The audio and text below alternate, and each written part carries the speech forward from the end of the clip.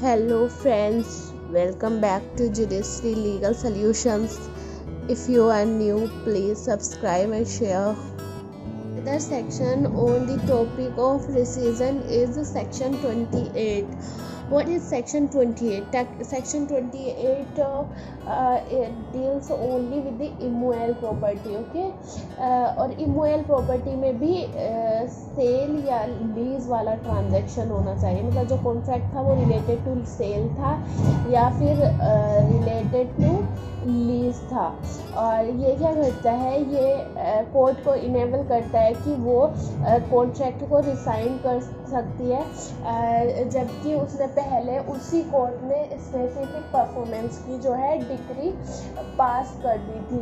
और यहाँ पर जो स्पेसिफिक परफॉर्मेंस की जो डिक्री होगी वो प्रीलिमिनरी डिक्री मानी जाएगी. और प्रीलिमिनरी डिक्री में क्या होता है, फाइनल डिक्री आने तक जो सूट है वो पेंडिंग माना जाता है. सिमिलरली यहाँ पर स्पेसिफिक परफॉर्मेंस के बाद जब तक एग्जीक्यूशन फुल्ली सेटिस्फाइड नहीं हो जाता है तब तक ये माना जाएगा कि सूट अभी भी पेंडिंग है. और बाद में जो पार्टी है वो रिसीजन सेम सूट में रिसीजन की एप्लीकेशन लगा सकती है. ओके, इसको हम एग्जांपल के थ्रू समझते हैं. फॉर एग्जांपल ए और बी में एक कॉन्ट्रैक्ट होता है. कॉन्ट्रैक्ट ये होता है कि ए और बी में एक कॉन्ट्रैक्ट होता है कि एग्रीमेंट टू सेल का. ओके, अब लेटर ऑन क्या होता है, लेटर ऑन ये होता है कि ए जो होता है वो बी को सेल करने से मना कर देता है बिकॉज थर्ड पर्सन उसको सी जो है मोर अमाउंट पे कर रहा है. तो यहाँ पर बी जाते हैं कोर्ट में स्पेसिफिक परफॉर्मेंस के लिए कि कोर्ट से कि प्लीज़ मेरे को मेरा एग्रीमेंट टू सेल जो है वो इन्फोर्स कराया जाए, मेरे को सेल की जाए प्रॉपर्टी जब मेरे से सेल करने का प्रॉमिस किया था ए ने. तो कोर्ट यहाँ पर क्या करता है कि स्पेसिफिक परफॉर्मेंस की डिक्री पास कर देता है in favour of B. Okay, suit जो है वो डिक्रीड हो जाता है, लेकिन इसको हम प्रीलिमिनरी डिक्री मानेंगे. यानी कोर्ट वेट करेगा तब तक का जब तक बी जो है पूरी फुल अमाउंट ए को पे करता है, ए प्रॉपर्टी ट्रांसफर कर देता है. लेकिन लेटर ऑन क्या होता है, पहले तो बी ही गया था कि मेरे फेवर में सूट करिए, मुझे एग्रीमेंट टू सेल एग्जीक्यूट कराइए, मुझे प्रॉपर्टी चाहिए. लेकिन लेटर ऑन बी क्या करता है कि पैसे पे ही नहीं करता है ए के, और ना रेडी एंड विलिंग रहता है, ना उसको ऑफर करता है कि मैं तुम्हारे पैसे पे करने के लिए रेडी हूँ. तो यहाँ पर तो ए को तो अपना घर बेचना है तो पैसे तो चाहिए ना इन रिटर्न. लेकिन बी जो है वो मनी पे नहीं करता है.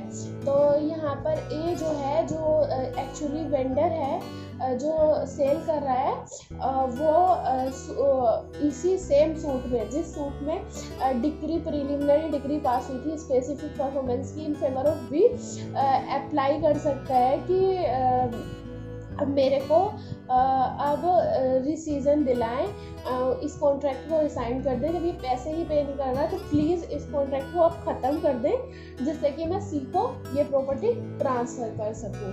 ओके, तो एक तरह से हम कह सकते हैं कि जो सेक्शन 28 है वो कंप्लीट रिलीफ प्रोवाइड करता है दोनों पार्टीज को. यानी पहले उसने बी को प्रोवाइड किया रिलीफ स्पेसिफिक परफॉर्मेंस का, now the court is providing relief to ए.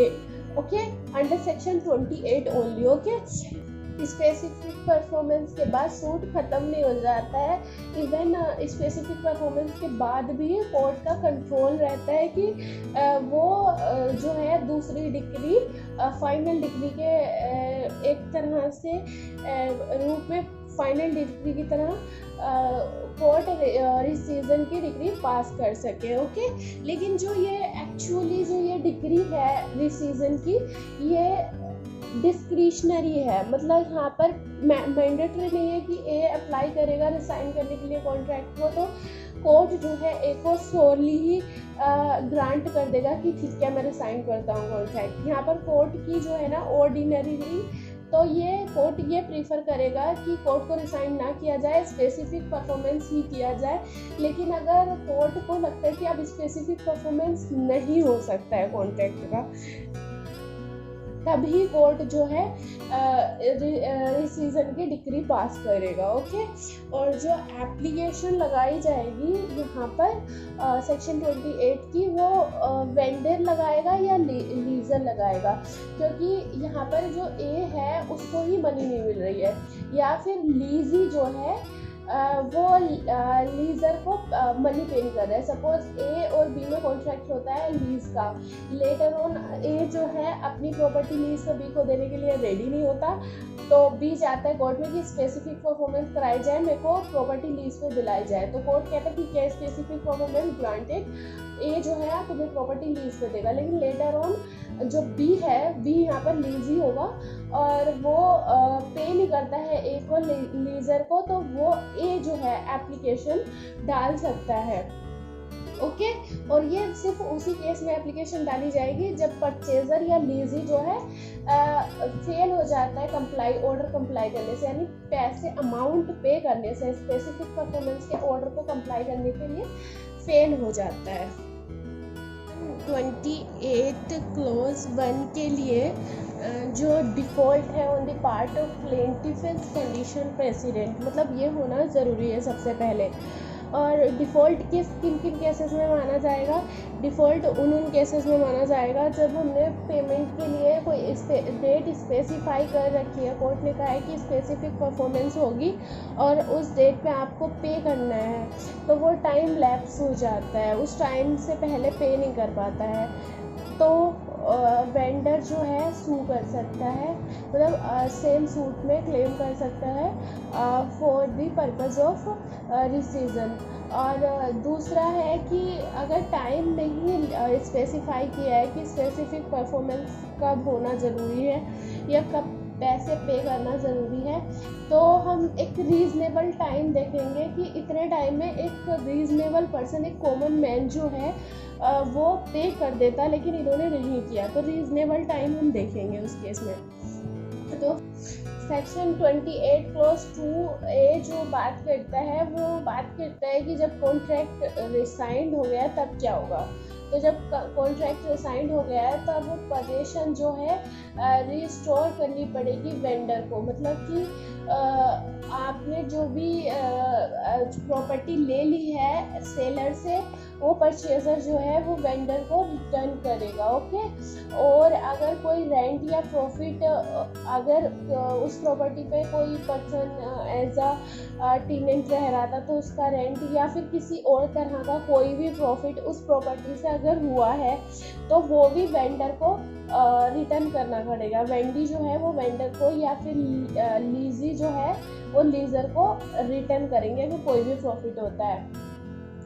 और जो वेंडर है उसकी भी एक लायबिलिटी बनेगी कि जो भी कोई अननेस्ट मनी, या फिर लीजर है उसकी भी एक लायबिलिटी बनेगी कि वो अगर उन्होंने कोई अननेस्ट मनी ले ली है तो वो अर्नेस्ट मनी जो है रिस्टोर करेंगे वेंडी को या फिर लीजी को। ओके तो फ्रेंड्स हमने देख लिया कि सेक्शन 28 क्लॉज 1 एंड 2 जो बात करता है वो प्लेंटिफ डिफ़ॉल्ट की बात करता है। इसमें तो ये बताया गया है कब कैसे रिसाइन किया जा सकता है, और इसमें ये बताया गया है कि रिसाइन करने के बाद क्या होगा।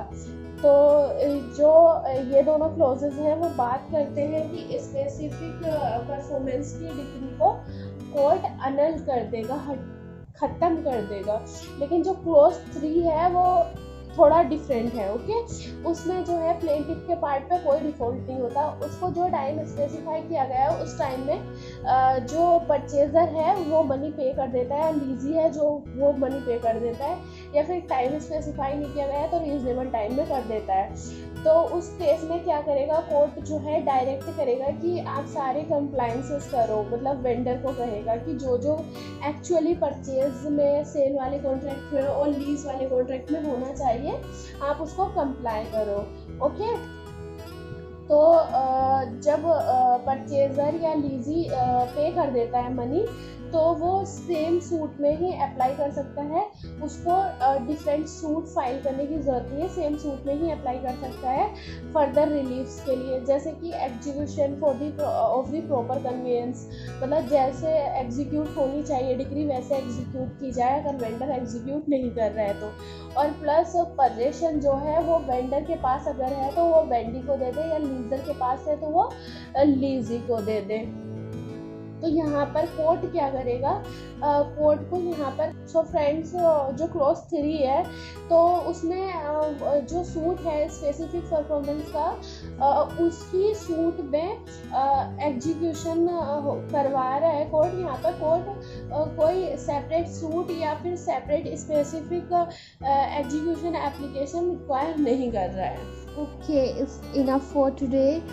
Please subscribe my channel so that आप लोगों को सबसे पहले मेरी वीडियो मिलती रहे। तो आप लोग सब्सक्राइब करें और सब्सक्राइब करने के बाद जो बेल आइकन दिखाई देगा आप उसको प्रेस करें। Please share and comment and like.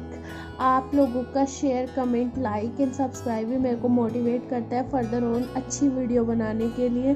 बहुत मेहनत लगती है एक वीडियो को बनाने के लिए और उसका फ्रूट होता है आप लोगों के share, subscribe and like and comment. Okay, bye.